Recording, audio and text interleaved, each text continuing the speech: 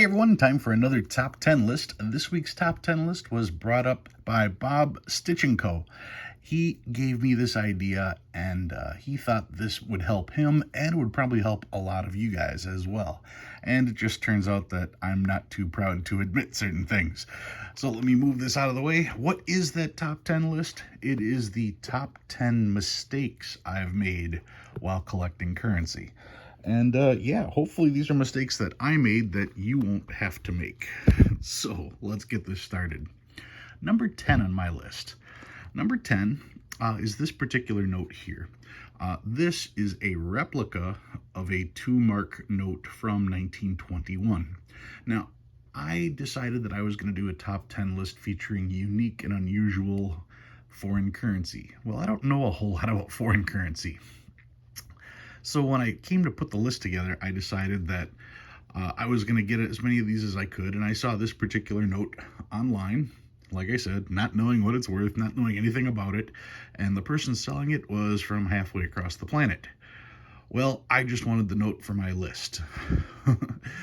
Well, you get what you pay for. It turns out this particular note is just a replica. Nowhere did it say replica on the listing. And the price, like I said, was less than 20 bucks. The seller was halfway across the planet, so it wasn't really convenient for me to send it back. I just pretty much had to eat it. So yeah, that was number 10, buying foreign currency that without understanding what you're getting. It didn't cost me a lot, but it was a learning lesson for me. I have since bought books dealing with foreign currency, so I probably won't run into that anymore. So that's number 10. Number 9. Now, number 9, I was at a coin show, and I saw this note, and I was all excited to get it. It's my bloody $5 national. Now, the mistake with this note is I saw this note, I pulled it, and I also pulled 2 or 3 other notes from this particular seller. And he had a price on the back, $275 for this. I believe I pulled out another $150 worth of stuff. I want to say that the total book value, or total face value, sticker value, was somewhere around $380. And as I pulled the notes, I asked him, well, what would you take for this? What would you take for this? What would you take for this? And I was keeping a running total in my head. And when I came to make the offer, I said, well, would you take 300? I think the total was something like 320 or something like that. 320 was the grand total. And I said, would you take 300? And he said, no, I'll have to do 325. And I said, all right. And I didn't realize that the first price that he quoted me was 320. Well, it wasn't 320. It was 275 plus 50 plus whatever, And anyway, as it turns out, because I didn't do math in my head quick enough, I ended up paying $5 or $10 more for this particular note than I was planning on it, because I just didn't do math. So when you start pulling out notes and doing running totals in your head, keep those numbers in mind. You won't accidentally overpay for something just because your math skills weren't up to par. I was more excited about getting the note than I was about the $5 or $10 difference. So when he said no and countered, I just accepted it because I wanted the notes anyway. But then when I thought about it, yeah, I got myself on that one. Anyway, this one was also cool because of the serial number like that. So I was really hyped to get it. But that's number 9, not keeping a running total on a bulk purchase. Number 8. Now, this is a 1928 $1 red seal, $1 legal tender. It was only available in Puerto Rico, so it's a tough note to get a hold of. Now, knowing how tough this note was to get a hold of, I wanted one. When I learned of the note, I wanted to make sure I got one right away, and what I did was I went on eBay and I looked for the cheapest one I could find. And the cheapest one I could find was around 80 bucks or so. And there were much nicer notes for $100. But I wanted to buy the cheapest note I could, so I bought one for $80. And when I got it, it was so yellowed, so discolored, it was trash. And I mean, they had the picture, but I was just so enamored with getting one as cheaply as I could that I didn't realize how much nicer of a note I could have gotten if I would have spent just 20 bucks more. So eventually I had to buy this note here, which is in really good shape. You can see the asking price on this. I didn't pay that, of course. But just by spending a few dollars more, you can get a note that's of really good quality. So that's another mistake I made, trying to penny pinch a little bit too much. And instead I had to buy a whole nother one and then try to sell the other one. And what a project that was. Anyway, spend the extra money and get one that's a little bit nicer if you can. So that's number 8. Number 7.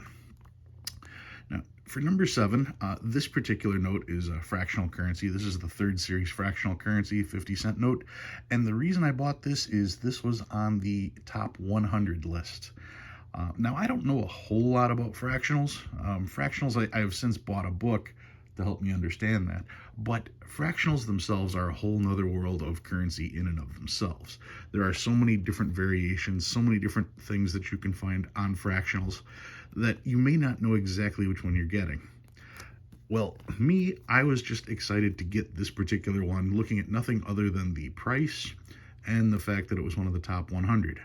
But as you can see right here, there's a hole right through the middle of the thing. I didn't notice that when I was buying it because I was blinded by the fact that this was a really good price for a note that came with a little bit of provenance, I guess you could say, because it was one of the top 100 notes. So since I was in such a hurry to get this, I overlooked this little hole right in the center. So yeah, make sure to take a close look at the notes that you're about to purchase, and there's more stories like that to come. Anyway, that's number 7, 10987. Number 6. I saw this note online as well, and this is pretty fascinating when you look and see that it doesn't have the 3rd printing. The entire 3rd printing is missing on this bill, and I thought, well, that's a heck of an error. So I picked it up. Now, once I picked up this note and it was shipped to me, that's when I was able to look a little bit closer, and you can see clearly that this note was altered, I guess you can say. You can see that the green seal was scratched off of it. All of the really thin gray lines that form the word 1 are broken up. It's pretty massacred. So it's pretty obvious that this was not a printing error. And I don't know how well you're going to be able to see it on camera, but even up here you can still see remnants of the green from the serial number itself. So somehow somebody got this bill and they altered it to make it look like an error. Well, buyer beware. I kind of figured that might have been the case, but I took the chance, pulled the trigger anyway, and after I got the note and after I checked it out, I made a deal with the seller because I still thought it was an important note for me to have, even though it is fake. This way I can show other people so that they know. But he did give me a partial refund. So beware of errors that are online because you don't get to take a really close look at that kind of stuff like you can here. So that's number 6. 109,876. Number 5. Number 5 is another foreign note. This one is a $10 note from Canada. It's one of the 1954 Devil's Head notes. At least that's what it said. And I knew that I had the regular note. I just needed the Devil's Head note. And this was listed on eBay, $10 Devil's Head Canadian note. So I picked it up. Well, there's no Devil's Head on this note. This one was corrected. I bought it because the title said Devil's Head, not because the note itself is a Devil's Head. This is the corrected version. You can see everything here is blacked out, so it just looks like a regular note. I've done a couple videos featuring these Devil's Head notes, and yeah, so I ended up having 2 non-Devil's Head notes and no actual Devil's Head note, so I had to go out and buy yet another one of those. I have since sold my duplicate of this one, but still, that was just additional work for me because I didn't look closely at the picture. I simply read the description. So yeah, double check the pictures, make sure that you are looking and buying what you think you are buying. 765. Number 4 on my list. Number 4. This is my 1880 $10 legal tender. This is my Jackass note. You can see that eagle right there. When I first learned of the Jackass note with the eagle that you can then rotate and form a donkey, I had to get one.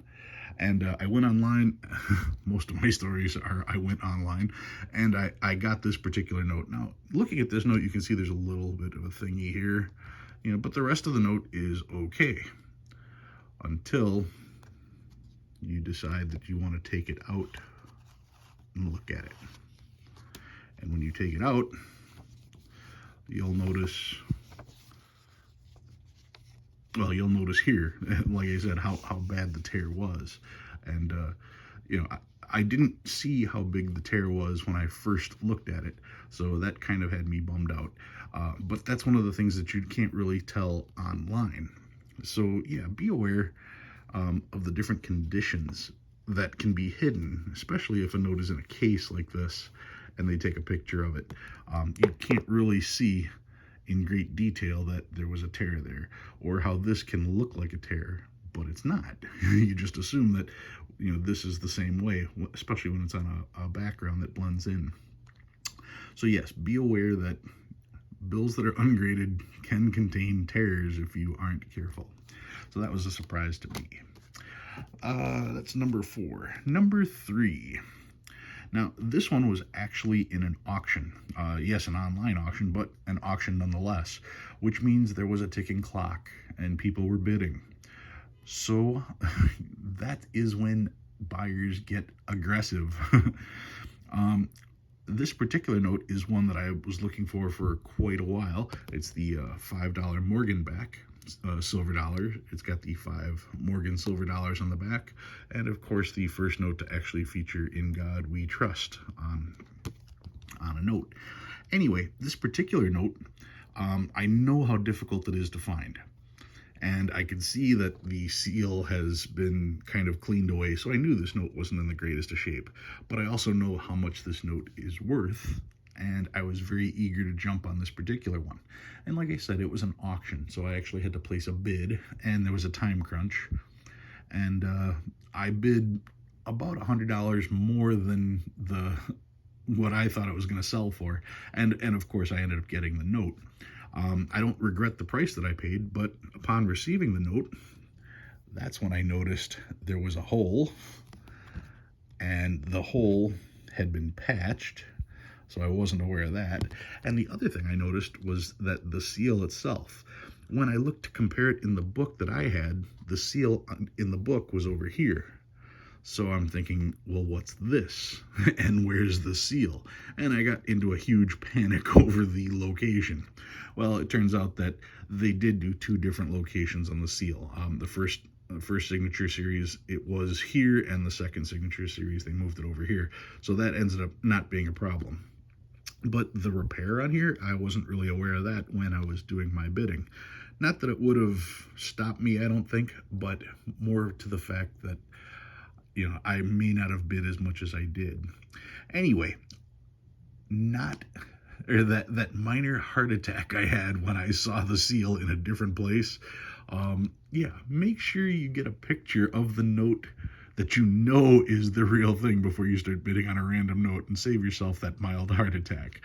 Because yeah, like I said, when I took this and looked in my book and saw the seal over here, I started sweating. I thought I really blew it, but nope, not the case. There were 2 different types, one with the seal on this side, one with the seal here. Number 2 on my list. This is the first note I ever bought and then sent in to be graded. It's actually the only note I've actually gotten graded.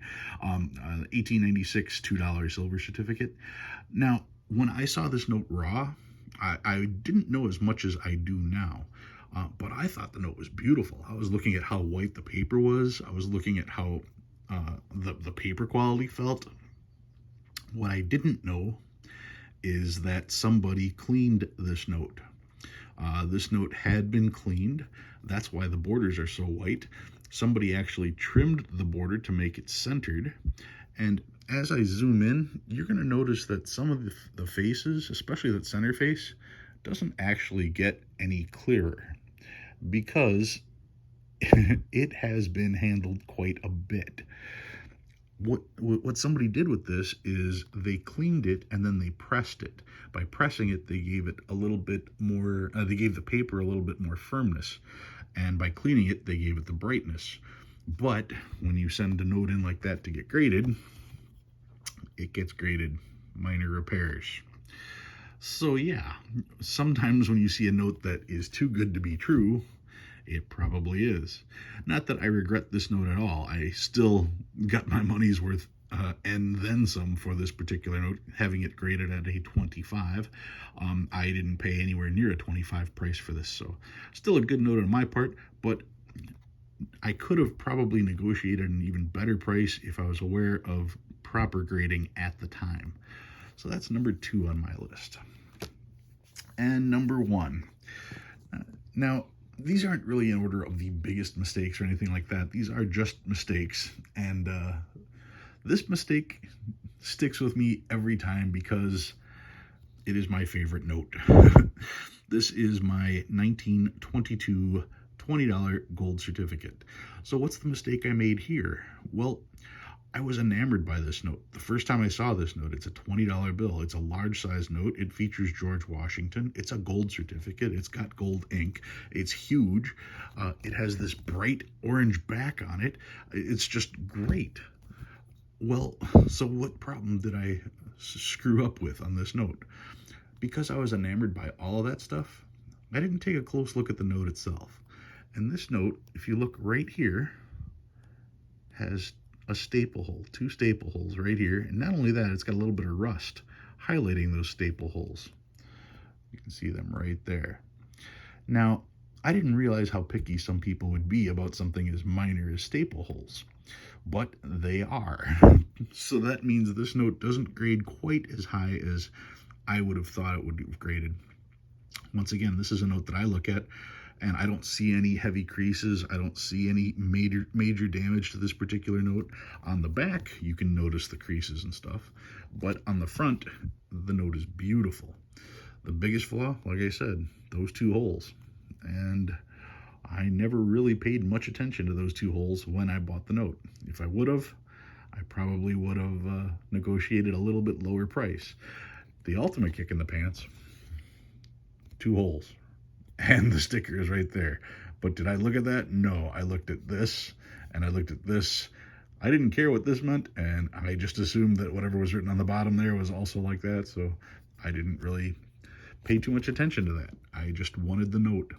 Not that there's anything wrong with wanting the note, but in the long run, I did get a note that does have damage. Still my favorite note in the collection, though. All right, guys, that was my top 10 mistakes I have made in the hobby.